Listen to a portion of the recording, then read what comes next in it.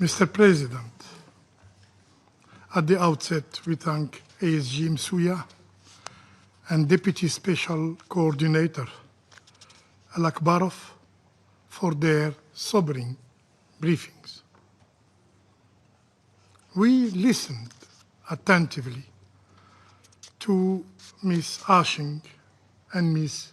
Gryziewski, who brought to this Council the perspective of human suffering. For Algeria, this is not an abstract debate. Our compass points in one direction, and one direction only toward morality and legality, and also empathy toward all those who are suffering. We call, and we will continue to call for an immediate and conditional and permanent ceasefire, the only condition that can end the agony of Gaza. An agony born from the Israeli occupying powers' deliberate policy of killing, of destruction, and annihilation. Policy shielded by impunity and immunity. Let us be clear. Had Israel respected the ceasefire agreement brokered by Qatar, Egypt, and the United States, all hostage, all captive, all detainees would have reunited with their families, including your partner, Natan. Today, instead of embraces, there is only mourning and despair. Mr. President, the topic of today's debate is the Palestinian question. But today, I will not speak of the illegal settlement activities that fragment the West Bank into North and South and isolate Jerusalem from the West Bank. I will not speak of dispossession and annexation of Palestinian land. I will not speak of inflammatory rhetoric and actions that threaten the sanctity of Al-Aqsa Mosque. I will not speak of the continued erosion of the two-state solution. I will focus on the suffering in Gaza that has reached a level of barbarity that defies imagination. As the Secretary General reminded us, just when it seems there are no words left to describe the living hell in Gaza, a new one has been added. Famine. Yes, famine. A man-made famine. We have been warning of it. Now, famine is confirmed by the IPC. Famine is no more a fear, it is a reality.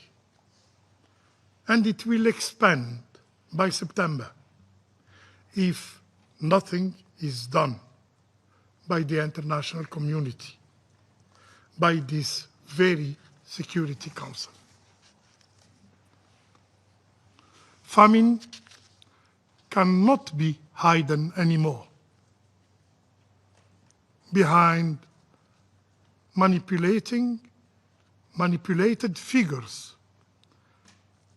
and misleading claims of aid. Famine cannot be addressed through restricted access or token and impactless airdrops. Airdrops conducted only to soothe the conscience. Famine. Famine is the shame that will haunt all of us, all who could act and choose silence. But famine, Mr. President, is not only a word in a report. It has faces. It has names. It has stolen dreams.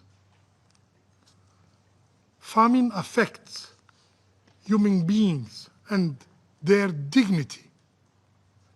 Famine consumes the innocence of childhood. Famine burdens the strength of fatherhood. Famine extinguishes the essence of motherhood. Famine drives humanity to its very limits. Pardon, President. Allow me to remind the Council. Yahya al-Najjar, 3-month-old, starved to death.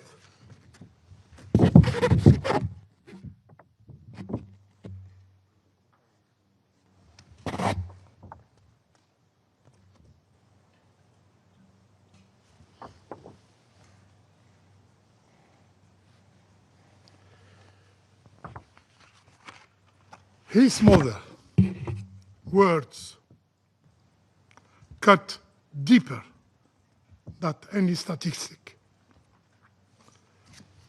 I quote,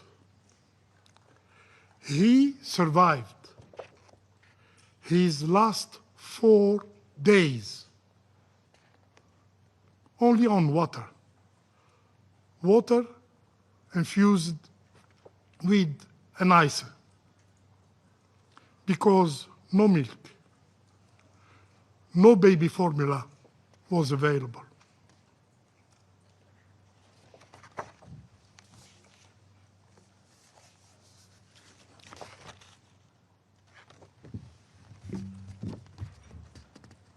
Yazan Abu Ful, 2-year-old. He is still alive. He stands shirtless in the hand of his father. Do you have children? Do you have grandchildren? Imagine being Yazan's parents, empty of despair, watching the candle of his life drop while powerless to help. Yazan Abu Fil, 2-year-old.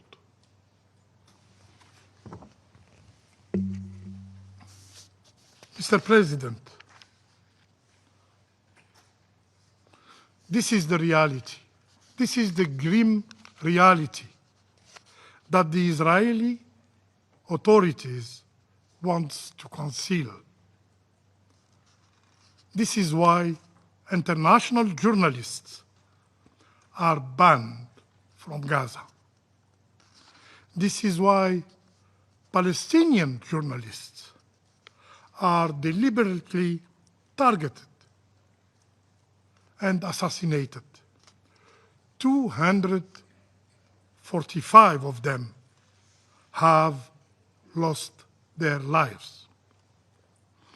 Late August, the IDF, Israeli Defense Forces, deliberately killed 6 journalists. They carried nothing but the word, but the image, and they raised nothing but their voices. The world, this very Security Council, did nothing after this crime. And so, the Israeli occupying power repeated the same pattern. This Monday, the day before yesterday, at Nasser Hospital, 5 more journalists were killed, were assassinated. Among them was Maryam Abu Daqqa, a young, a beautiful mother. She was 33 years. Her armor was her press vest. Her weapon, a camera.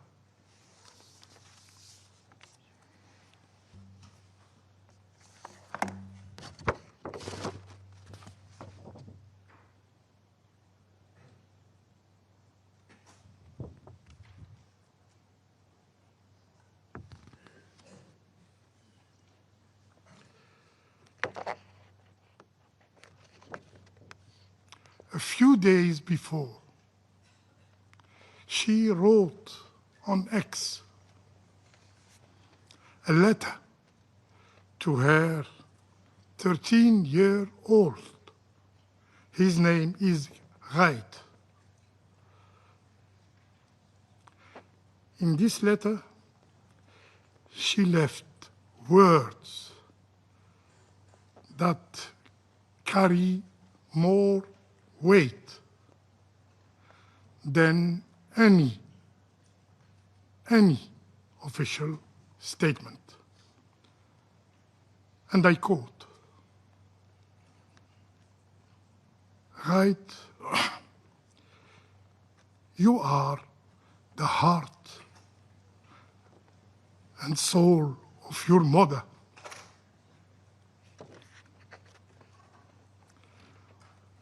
When I die, I want you to pray for me, not to cry for me. I want you never to forget me. I did everything to keep you happy and safe. And when you grow, when you marry,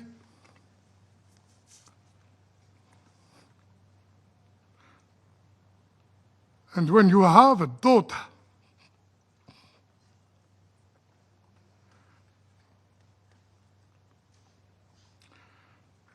name her Maryam after me.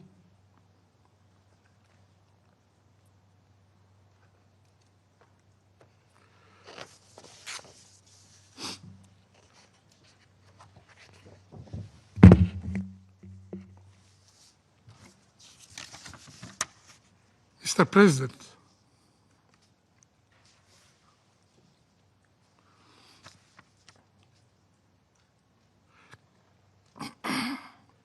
will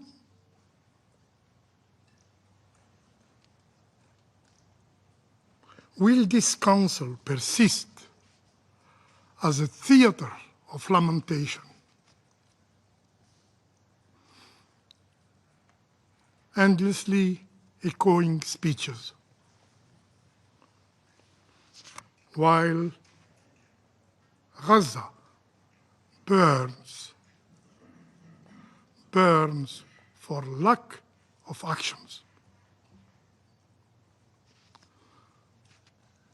This council must act as a matter of duty, a moral duty, a legal duty, must act to impose a ceasefire and protect and save innocent lives, must act to ensure unhindered humanitarian access at scale, must act to feed the starving and break famine. To fail is to be complicit. To delay is to accept shame. Yes, shame. To stop a genocide is not an option. It is an obligation. I thank you. Thank you, Mr. President. Thank you, Ilana. Your courage honors us all. On October 7th, Hamas stripped you from your home in Kibbutz Nir Oz with your partner Matan Sangauker. You survived 55 days in unimaginable conditions. You are free, but Matan is not. He has been in captivity for almost 700 days. No freedom, no light, no dignity.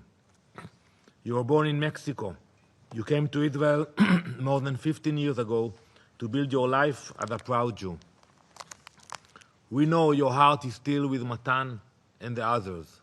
Your testimony is the voice of those who cannot speak. It is a living reminder of the unbearable suffering that the hostages are still enduring. Their freedom cannot wait. The report on sexual violence in armed conflict confirms what we have always known and what Ilana bravely shared. Hamas used sexual violence as a weapon of war. Survivors deserve action, no doubt. Blacklist Hamas now.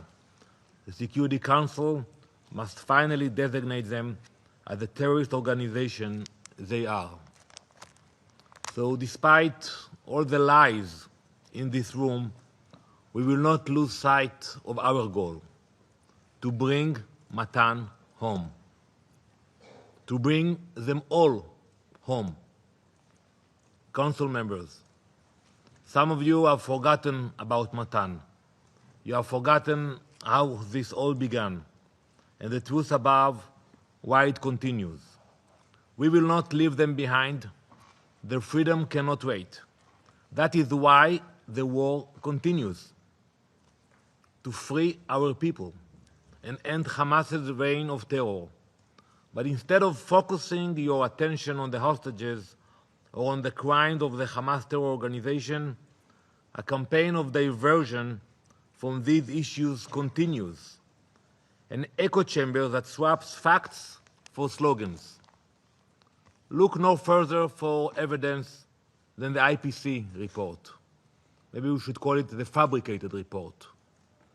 The IPC lowered its own thresholds to manufacture a so-called famine. It cut the global standard from 30% to 15% for the report only, for this report only, and ignored its second criteria altogether, and I will get to that later. It refused to count most of the aid that did not pass through the UN. It used flawed methods while ignoring the wider data available because it didn't serve its narrative. By design, it misrepresents the true data. Across its many pages, and I'm sure you read some of the report, more than 50 pages. Across its many pages, Hamas is not mentioned even once. The terrorist organization that began this war and steals the aid for its own use is not even mentioned. One of the report's co-authors is Mr. Andrew Seal. Mr. Seal is a radical anarchist who publicly accused Israel of genocide already in October 2023, just days after the massacre of our people. And now, officially, he celebrates the Houthi terrorists as upholders of international law. And he is the one of the co-signer of the report. How could any of you claim this is a legitimate report? If it were any other nation, in any other context, the IPC would publicly apologize for its failures and retract this fabricated report. But because the report demonizes Israel, any claim is taken as fact. And I've listened to you all. Well, how about we examine the actual facts and only then cast judgment? Preliminary analysis by both official Israeli bodies and independent experts indicate that this so-called report includes IPC invented data that did not exist. They invented 182 virtual deaths to reach the threshold of 188, supposedly for famine. So the numbers didn't work for them. There was only 6. So they added 182. So now they can come with this report. Second fact, the IPC cherry-picked data from a survey of 15,749 children. They took data from only 7,519 children, which leads to the desired political result of the report authors. Third, IPC hid data that contradicts the agenda. The IPC conducted 2 surveys in Gaza and hid one of the surveys in the appendix that shows there is no famine in Gaza. Following these gross forgeries, we are demanding the IPC for the immediate removal of the forged report. Let's continue to examine the facts. Let's speak about the aid. The UN's own records show more than 500 trucks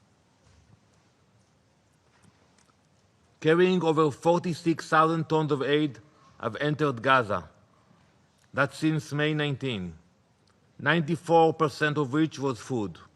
Yet, according to the UN agenda, if you read carefully, only about 1 in 9 or 8 trucks actually reached their destinations. 1 out of 9. Why? Because armed groups and Hamas terrorists intercepted the rest of the trucks inside Gaza. Not in Israel, not at the gates, not at the checkpoints, inside Gaza. In the same period, more than 7,400 trucks with over 139,000 tons of food and over 2,000 tons of medical supplies entered. But the IPC refused to count them. On the ground, the picture is clear. The crossings are open, despite the daily lies about crossing closures from the mouth of Mr. Tom Fletcher. On a typical recent day, 300 to 400 truckloads are collected inside Gaza, while hundreds more sit waiting on the Gaza side for the UN to distribute it. When partners actually collect and distribute, prices fall. And it's not me saying it or him saying it. You can look at the market price. We have seen the prices of goods fall dramatically, but this fact is also ignored. Prices are the most accurate measurement of shortages.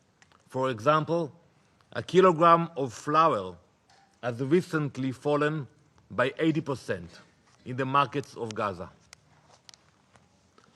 Non-UN channels are helping to fill the gaps. 90-plus community kitchens are serving 600,000 meals a day. 18 hospitals and 12 field hospitals are operating with tens of thousands of tons of medical supplies delivered. Thousands of patients have been evacuated for treatment. We are powering water lines and a desalination plant so hundreds of thousands could easily access drinking water. We continue to work with organizations committed to humanitarian work, not political incitement. Yesterday, World Food Programme Executive Director Cindy McCain entered Gaza and visited both Deir el-Balach and the Gazan side of the Kerem Shalom crossing to see these efforts herself. But the IPC report hides this reality behind intentionally flawed methods. They lower the bar, exclude the aid they dislike, and publish the worst case possible. That is not humanitarian work. That is diversion. This same diversion feeds the next one, statements that reward terror. Colleagues, we all know that not too long ago, there was progress toward a hostage agreement. Mediators were working. There was hope. Then France and the UK made their announcements about their recognition intentions. Many others followed suit. They gave Hamas an out. They told Hamas that if they agree to a ceasefire and release the hostages, they will get nothing from the international community. They encouraged Hamas to disengage and walk away from the negotiations. To those countries, look at your actions and at Hamas's response to them. When France made its announcement, Hamas called it, and I quote, positive step in the right direction, and urged all states to, and I quote, follow France, and hailed it as the fruits of October 7. That's how Hamas called your statement, the fruits of October 7.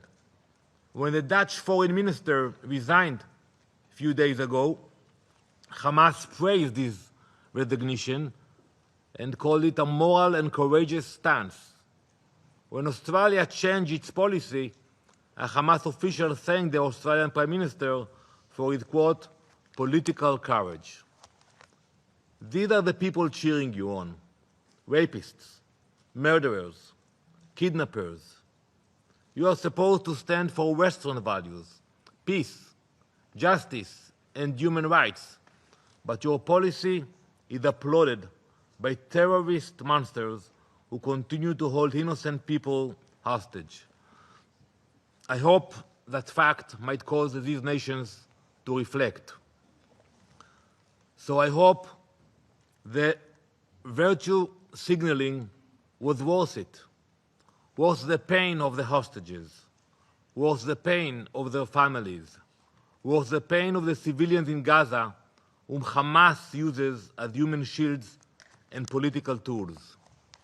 You have set a precedent. Murder civilians and you will be heard. Take hostages and you will be rewarded. Every terrorist group is watching. The lesson is simple: violence works. Now we look to September, where there may be more statements similar to the New York Declaration, which naively states, and I quote, Hamas must end its rule in Gaza and hand over its weapons to the Palestinian Authority. So I'm asking you, and I will ask the leader that will come here in September, how do you plan on accomplishing this? How exactly do you plan on removing Hamas from the equation? How do you think it will go? You will ask them to disarm? You will ask them to leave Gaza and bring the PA officials? The last time they had any relationship with the PA officials, and Mr. Mansour can agree to that because I don't know if he was there, they threw them from the rooftops in Gaza. They tortured them, the PA officials. That was the last time any PA official was in Gaza. So when you make a statement, how it will work? We know it will not happen from empty UN statements or meaningless summits. We know you leave the real work to us. You may not say it, but you know it too. At least be honest about what your statements really mean. Empowering Hamas and allowing them to continue to exploit the people of Gaza and threaten the people of Israel? That's what it means if they will stay there. And I tell you today, we will never allow that to happen. Mr. President, this Council can keep chasing distractions or return to core principles. The hostages, say their names, demand proof of life, demand they receive aid, medical care, and visits from the Red Cross. Use real pressure on those who hold leverage over Hamas. Make their return the first sentence of every statement in this chamber until they are home. Hamas's rule must end. Any meaningful future for Palestinians and Israelis require it. You cannot build accountable institutions around murderous terrorists. Israel will keep doing the hard work. We will bring our people home. We will dismantle Hamas's war machine. Ilana, to you, to Matan's family, and to all the families, we will not be diverted. We will not be deterred. We will bring them all back home. Thank you, Mr. President. Thank you, President. I don't wish to extend this meeting too much longer. And I did hesitate a great deal before asking to speak again. I hesitated because I can feel the anxiety, the revulsion from Miss Gravitsky. I listened to her. I listened very carefully to what she said. And I listened very respectfully to what she said. But the suffering that she is enduring does not allow her within this council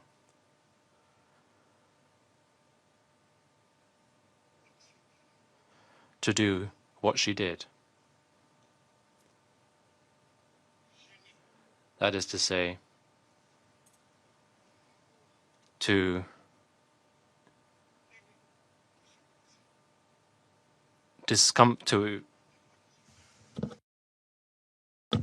upset the members of this council, in spite of what she has been through, in spite of all of her suffering, in spite of everything.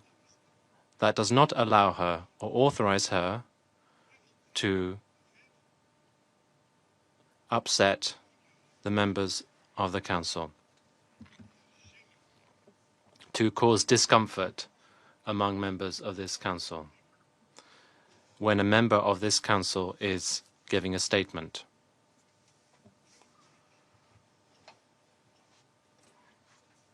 I don't wish to respond directly to what was said by the representative of Israel. Simply, I just wanted to say that I regret that 2 days ago there were 20 people killed.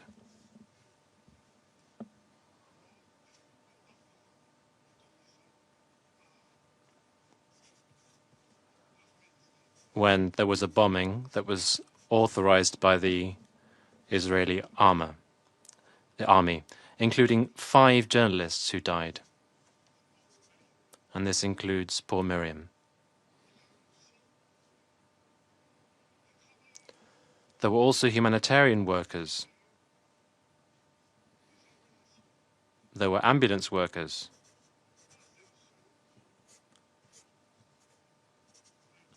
Not one word was uttered for those 20 victims, 20 human lives.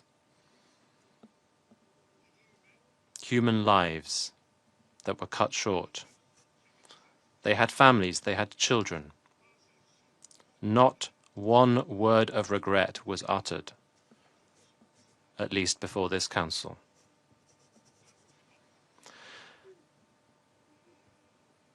I don't wish to extend the meeting any further. This meeting has been painful for us all, because we all felt, beyond our country's positions, we all felt a deep feeling of inability to act, a feeling of helplessness, unable to fulfill our mandate. And that is a matter of disgust to us all, and it saddens us all. Thank you. I wasn't planning to respond, but I will be very brief, because the representative from Algeria, not for the first time, is making a show in this council. But I would advise you, before you make a show, check the facts. And I spoke about the facts. The horrible pictures you showed earlier, we looked at those names and numbers, and I don't want to go into details, but I would meet with you and share with you the information about the diseases of those children you showed, and what is the real problem they had. And it has nothing to do with malnutrition. But you came here to attack a survivor, to make a show, to compete with Mr. Mansour. So I will not get into your politics, but I will just tell you, check your facts. Merci. Thank you, Mr. President. I do apologise for taking the floor once again. Quite simply, I would wish to raise the issue that the facts are clearly documented. They have been documented in their Secretary General's report. They've been documented in the 50-page report of the IPC. Thank you very much. Mr. President, thank you very much for convening this meeting, and our thanks to all the briefers for their presentations and testimonies to the Council. Before I deliver the rest of my statement, I just want to share with you that maybe thousands of Palestinian children are with us in this room. I see them. I feel them. They are angels. They're coming to you and listening to all of you. And I'm grateful to almost all of you who said so many good things, and you demanded immediate ceasefire. So those angels who do not know hatred, they're extending their hands to you. We want peace. We want ceasefire. We want food. We want medicine. We want to stop this war permanently. We want to live in peace with all the children in the region. We don't want the pain that we endure to be endured by anyone else. And I add that those who think that they have a monopoly of pain, they are not really genuine about not feeling the pain of others, because we feel their pain, we understand it because we live it every moment. And let me also add, we are very grateful for the courageous principled position of the United Nations, of the Secretary General, of Mr. Lazzarini of UNRWA, of Mr. Fletcher from OCHA, and the three distinguished humanitarian officers, whether from the United Nations or from Save the Children. If all those peoples and the ICJ and the ICC and so many other reports are not convincing very small number of people of truly the facts on the ground, and they still believe that there is a huge coalition against Israel, then why don't you, the Security Council, again I call, go to Gaza, meet with everyone, investigate the situation, know what is really happening to the Palestinian people, to the children, to the mothers, to the elderly, those who are starving, those who cannot have a hospital to attend to their wounds. Why don't you go there and investigate that situation? And take with you hundreds of journalists to report if all of the reports of the UN is biased, and if the reports of the IPC is not accurate. Go and investigate. Take journalists. Take journalists from Washington, from New York, from Los Angeles, from Chicago, from Israel itself, from everyone. Let them go and investigate instead of killing journalists. If the truth is what we're seeking, aren't these the methods of finding the truth?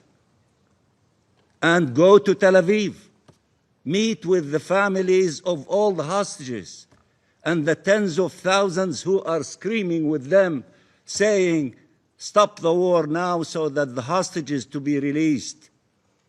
All the hostages that were released, including this lady with us, Miss Gritsky, was released because of a ceasefire. Ceasefire save lives, release hostages. Continuation of the war takes lives and kill our children and women and many others, including Israelis. So if all these things are fabricated and cannot be trusted, go and investigate so that we can have an agreement over the truth and then decide what is needed. The children, I said, that who are filling this room, Palestinian children, who are asking you for a ceasefire and peace, they want to create a new conditions in the Middle East of coexisting with each other. They want to begin the process of healing. They deserve healing, not some to deserve healing and others do not exist. Everybody deserves healing. We have 2.1 million Palestinians who are still alive in the Gaza Strip. They deserve healing and therefore should be given the opportunity to healing. And let me now deliver my statement, Mr. President. Before the world's eyes and under its watch, Israel has imposed famine on the Gaza Strip. It has done so deliberately, cruelly, as a matter of state policy.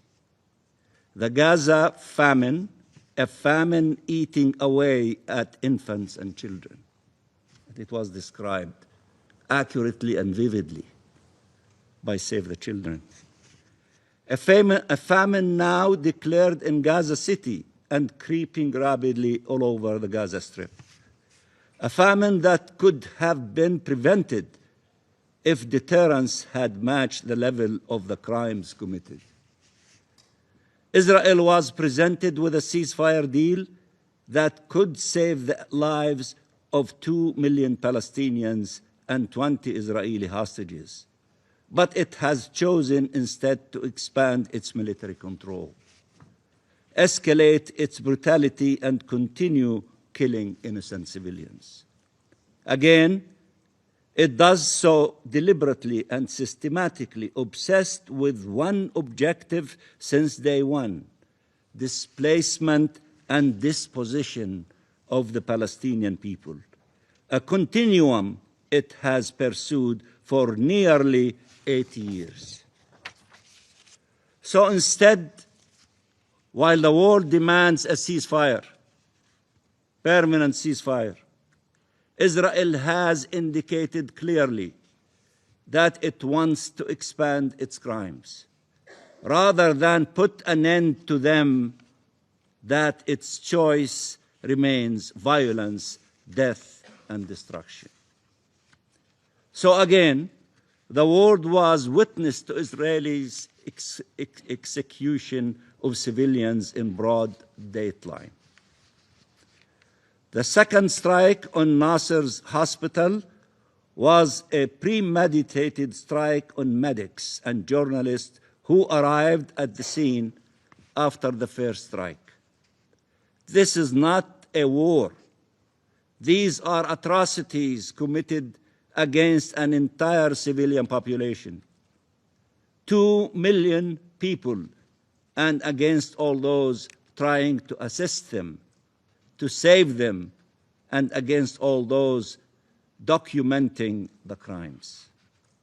And while Israel prevents UN staff from returning to uphold their mandates in Gaza, it also still prohibits international journalists and international investigations from entering Gaza, insisting to maintain control of the crime scene and to prevent the full reality from reaching the world to evade accountability.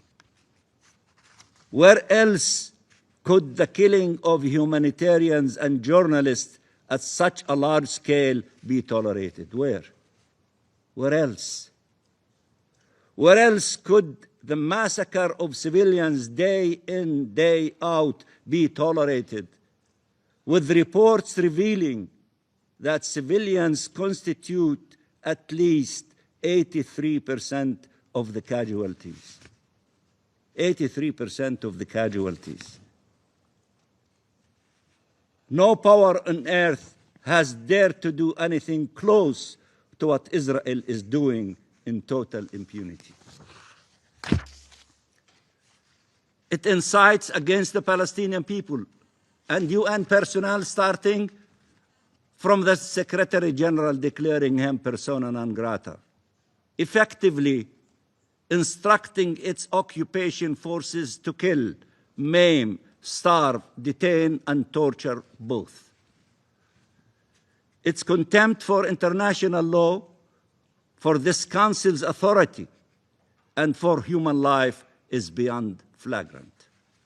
And yet, somehow, it still sits among us and around this table. With all this record, still they are sitting here. Mr. President,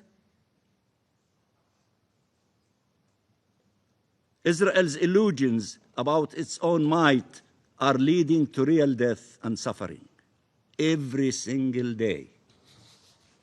In Gaza, certainly, but also in the West Bank, where killings continue, where communities are forcibly displaced from their homes and lands, where Palestinian life and existence are under grave threat, where military incursions in their villages, refugee camps, and cities at their holy sites occur daily, where settlers' violence and terror are unrelenting, more vicious by the day, in El-Mghayr, Sinjil, East Jerusalem, and Masafir Yatta,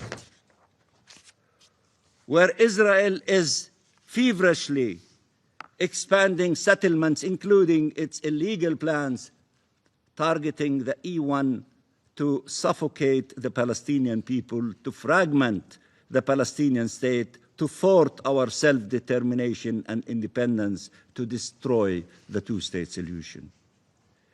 Everywhere the same plan, the same objective, even if the means differ. Get rid of the Palestinian people to seize Palestinian land. Destruction, death, displacement, and endless torment of the indigenous people of this land. But Israel does not understand that its actions constitute not only an existential threat to the Palestinian people, but to the very prospect of ever realizing peace and security in our region. The only path to a peaceful, stable, and secure future goes through Palestine.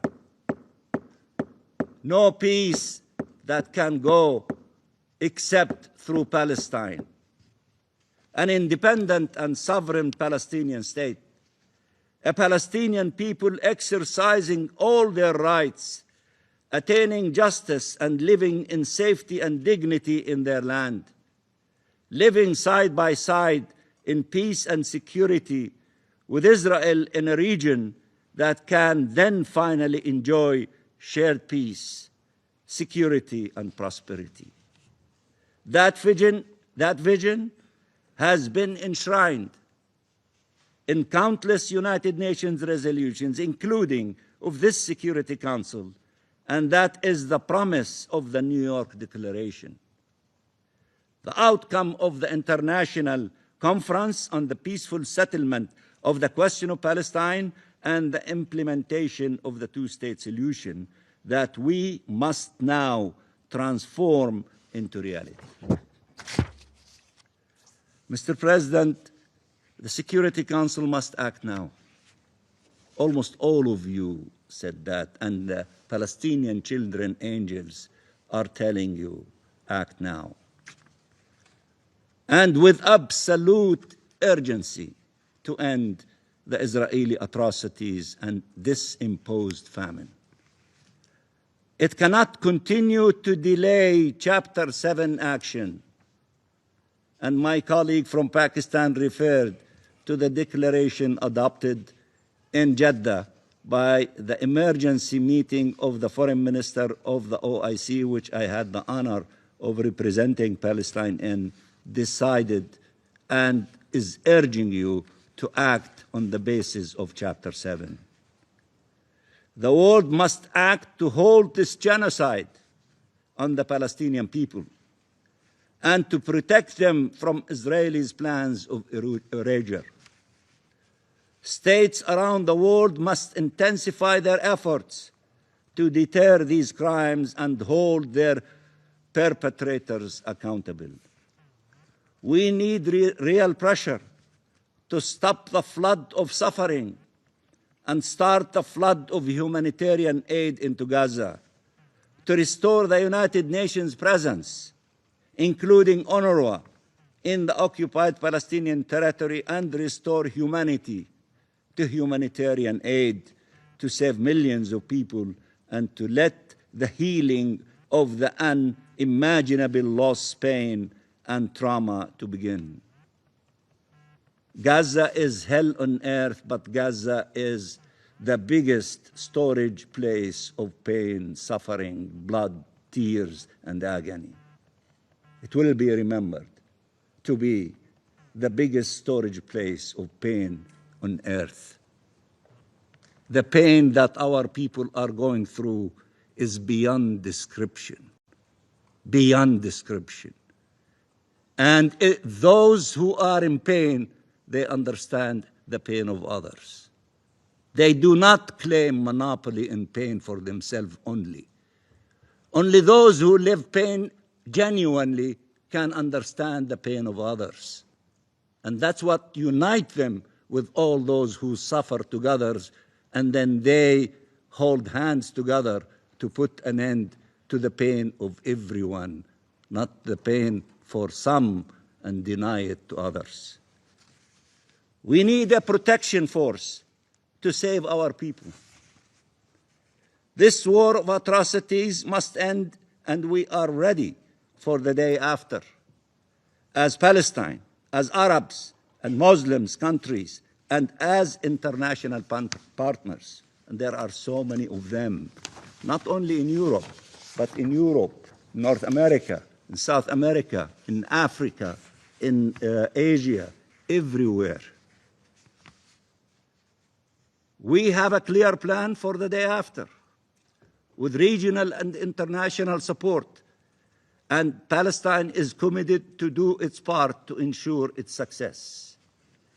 Gaza is an integral part of Palestine, and its future is Palestinian. Gaza is a precious part of Palestine, and it is part of the land of the State of Palestine. There is therefore no substitute to Palestine in the governance of Gaza. And Palestine recognizes that its own success is dependent on cooperation with regional and international actors who also have a key role to play.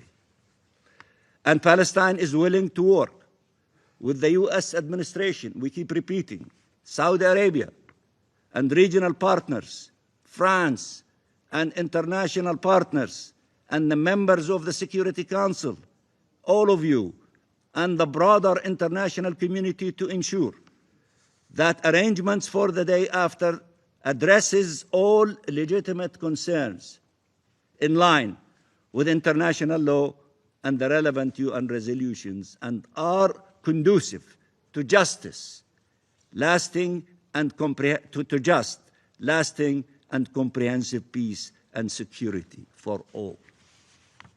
We will only be successful if our efforts complement each other, especially as we share a common objective, peace. That's the common objective, peace. The UN was created for peace. The Security Council is the custodian of the maintenance of international peace and security. That's what unites all of us. For those who want peace, and we do want peace, because we benefit tremendously from peace. War takes the lives of our precious children. We don't want war. We want peace.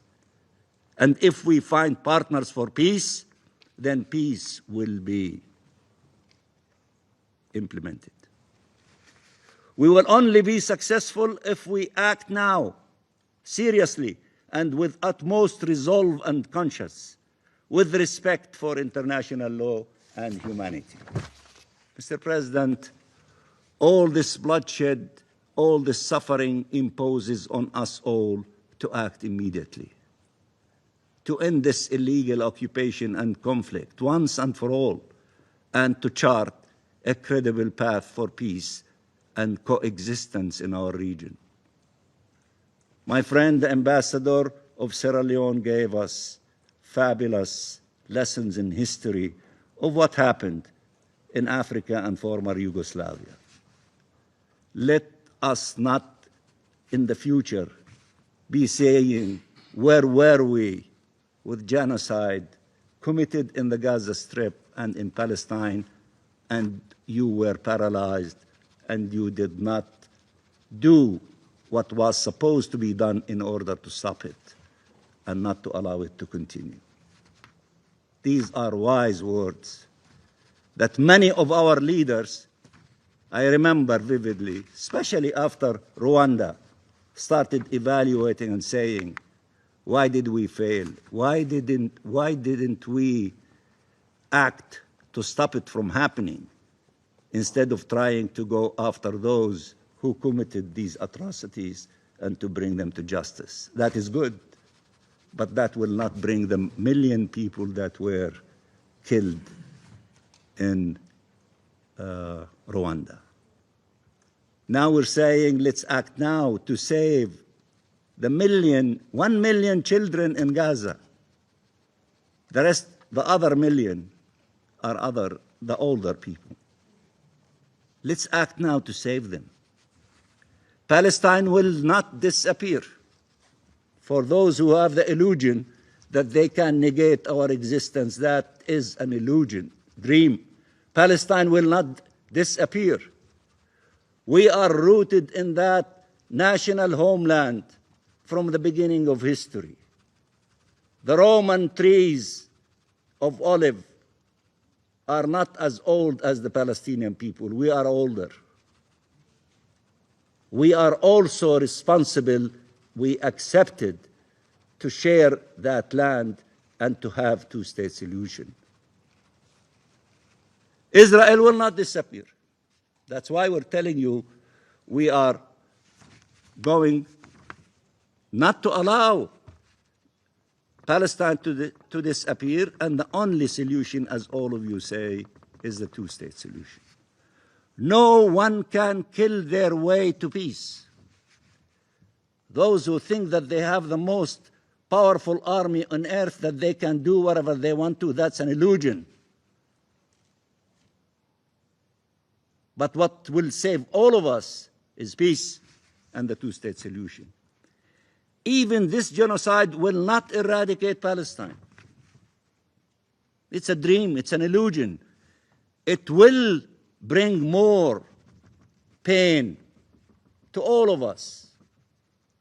It will bring more pain. The best way is to end this war. Peace, ceasefire now, and release the hostages, release the prisoners, let them be reunited with their loved ones. But we have an obligation to bring the human suffering to an end. And we must act now. No more delays. Gaza deserves life. The 2 million plus of the people who are still alive in Gaza deserve lives.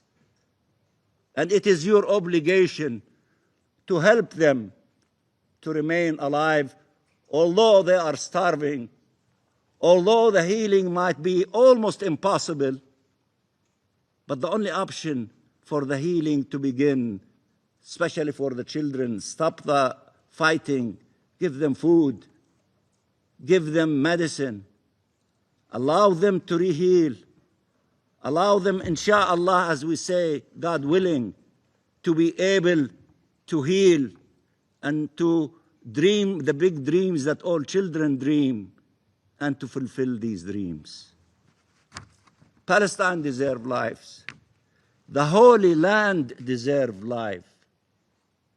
It is time. It is time for life. It is time for freedom. It is time for peace. Thank you, Mr. President.